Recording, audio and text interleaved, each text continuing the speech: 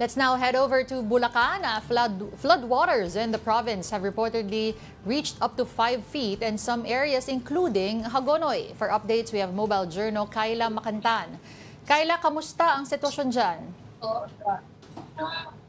Denise, sa mga oras na to umaaraw no dito nga sa Barangay San Jose sa Hagonoy, Bulacan.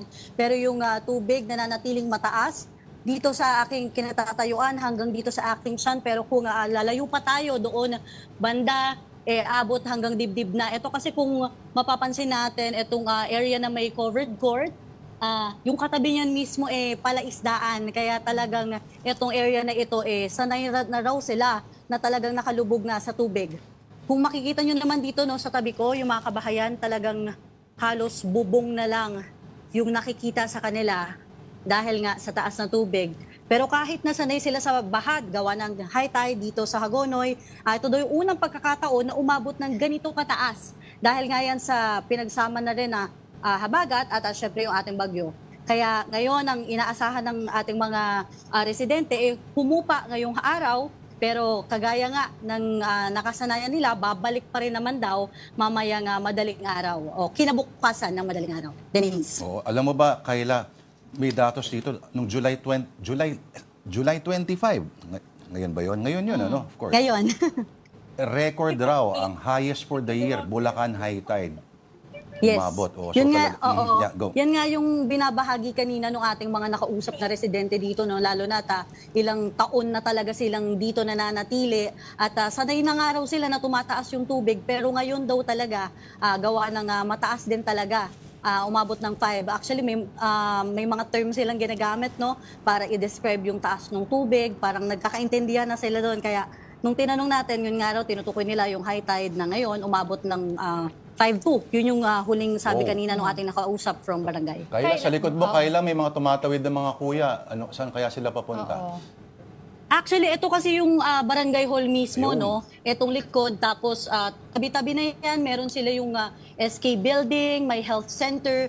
So, ang daya nila, dumadaan sila pala, may ano pala doon, may taas. Kuya, saan kayo galing? Dito, kasi meron ding mga kabahayan dito sa loob nito, sa tabi, dito mga health center. Pero kasi, ito kasi yung nagsisilbi nilang evacuation center, walang tao ngayon dito dahil nga yung mga residente, sanay na sila na ganito talaga, yung palaging kalagayan, kapag pumatak na nga yung Hunyo, Hulyo, ayan, yung habagat at yung high tide, hindi na talaga sila nag-evacuate, pinipili na lang nila na bantayan yung kanilang mga gamit, at syempre yung ilan, hirap din silang makalabas dahil may mga senior citizen o mga bata, kaya nananatili na lang talaga sila sa kanilang mga bahay. Ayan, dito kasi, okay, Denise. Hindi, sige, I was just gonna ask, kasi dyan sa right part of the screen, dyan sa may kanan mo, sa likod mo, may mga second floor yung bahay. Pero paano yung mga residente na walang ikalawang palapag? Sila ba ay nakikituloy na lang sa iba? Or are you saying na talagang they're choosing to stay inside their houses and nabantayan yung kanilang mga gamit? Actually, hindi yan bahay. Ayan nga yung kanilang SK building daw, no? Yung kulay orange. Lahat yan. So, itong magkakatabing ito yung Barangay Health Center, itong nasa likod ko. Pero, totoo, no, napuntahan natin kanina yung mga loob-loob pa na bahay. Kahit yung may mga second floor, siguro mga 3 steps na lang ang kita sa kanilang hagdan. Talagang abot na ng tubig yun. Mas malalim sa mga area na may mga bahay. Kasi ang explanation nila, ang ginagawa nga siguro kada 3 taon, tinataas yung kalsada. So yung mga bahay na nandito sa mga gilid, yun yung naiiwan na nasa ilalim o mas mababa. Kaya yung mga tubig kapag talaga ganito yung nangyayari, doon naiipon sa mga bahay. Yung ilan daw, pinipili na pumunta doon sa parang stadium ng kanilang municipality para doon mag-evacuate yung talagang mga walang second floor yung bahay, pero yung iba kasi talagang minimake sure lang nila na mataas yung gamit at sila doon na din sila magsa-stay. Kanina doon sa barangay San Pedro, no, may mga nakausap tayo hanggang Baywang naman doon, at talagang nung nagsimula nang tumaas yung tubig ng Monday, di na daw talaga sila lumabas. Kaya tulong din yung hinihiling nila kasi hirap sila na makapunta sa mga barangay hall para nga kumuha ng tulong. Denise. Coastal kasi ang Hagonoy, no, Kayla. Sa pagkakaalam mo, gaano kayo kalayo mula sa tabing dagat? Actually, etong mismong Barangay San Jose, ito kasi yung etong kabilang side, ito, tuturo ko sa inyo, teka lang ha. Ayan, ito, yung may mga kumakaway, ayan yung pinaka dadaanan. After niyan, yan na yung kalsada nilang main. Yung kabilang side niyan, may mga bahay din na konti, pero ilog na yun agad. Ah. Ganon talaga siya kalapit. Kaya ito naman, palaisdaan na agad. Pwede nating puntahan, kaso hanggang mas malalim daw kasi doon. Ayan, makikita dito, yan, yung sa likod ng mga ring, Sa may basketball court, ring, oo. ay mga net na yan. Yan na yung umpisa mismo ng palaisdaan. Ganon talaga siya kalapit.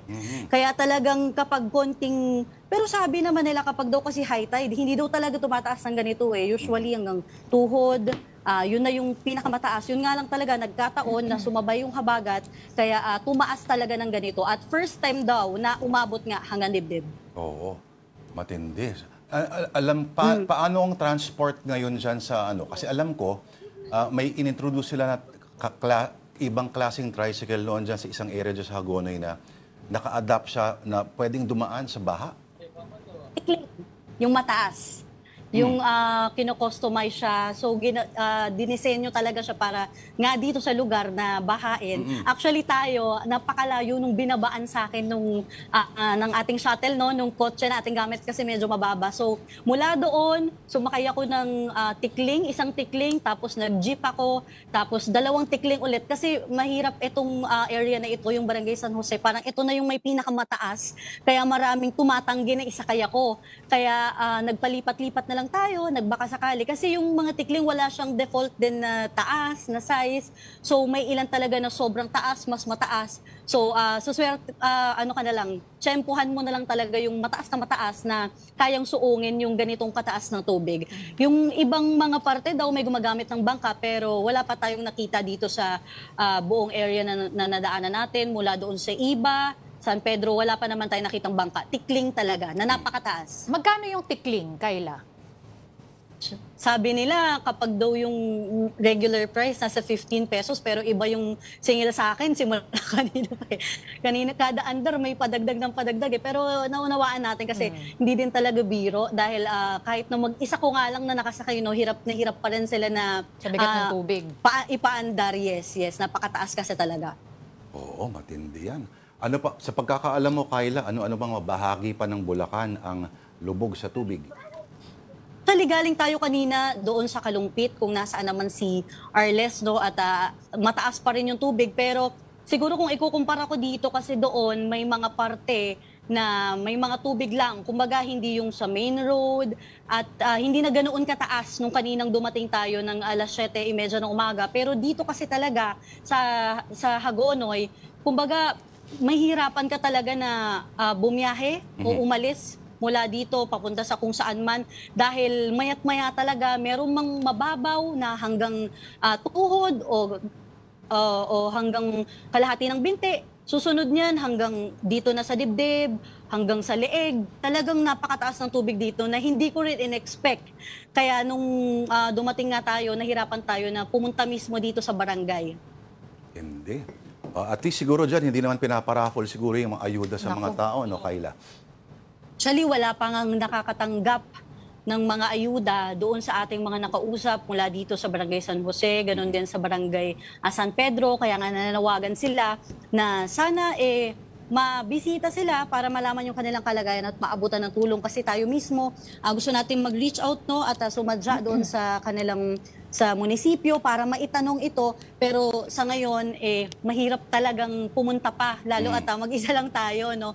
Pero mamaya talagang sisikapin natin na makadaan para maipaabot naman yung panawagan ng mga nakausap nating residente. Kahit anong mangyari, Kayla, mag-ingat ka dyan. May tanong pa yata yung Tita Denise. Hindi, wala. Nagtataka lang ako, Kayla, kung meron pa ng daanan, ikaw yung nakasisid dyan. Sabi niya, ang daya. Hindi sinabi sa'yo? Nagulat ako na meron palang, oo nga, hindi ko alam na meron palang mas mataas na parte dito. Doon sila dumadaan. Kasi sabi ko, bakit hanggang binti lang nila? So meron, feeling ko yun yung parang bakod eh. Pang Catholic Mass Media Awards yung mga ganyang reporting. Pero wala ka ba nararamdaman mga kumikislot-kislot sa mga paa mo ngayon? Actually, Makati. Hindi, At talagang baka isda yun mula doon sa ano, di ba? Palaisdaan. may mga isda, may mga nakikita tayong isda, yung iba, mga nagsuswimming na asong may galis na. Talagang halo-halo niya. O, basta- Kanina nga may, oo. Oo. O, basta paalala, hugas ng binti agad at inom ng mga gamot. Thank you again. That was our mobile journalist, Kyla Makantan.